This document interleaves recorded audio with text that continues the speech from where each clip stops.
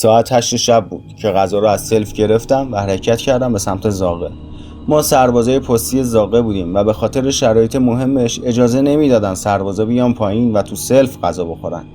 به خاطر همین هر شب یکی میومد پایین و غذا رو می آورد. چون مسیرش زیاد بود و هر کی میرفت دنبال غذا 1 ساعتی از تایم استراحتش پرت میشد، تو مسیر برگشت بودم. صدای یه گربه رو شنیدم. صداش با ناله بود، به خاطر همین گفتم برم یه کمی از غذا بریزم براش. صداشو دنبال کردم و رسیدم به چاله هایی که واسه لوله گاز کنده بودن. با خودم گفتم این بدبخت حتما گیر کرده.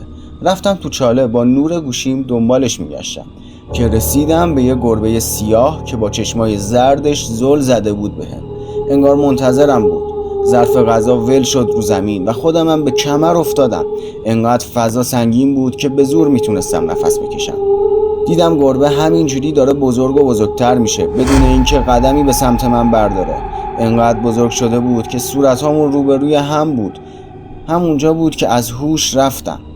وقتی چشامو باز کردم دیدم تو درمونگاهم. هنوز خیلی از شبا کابوسشو میبینم. واقعی تر از واقعیت، هنوز دست از سرم بر نداشته.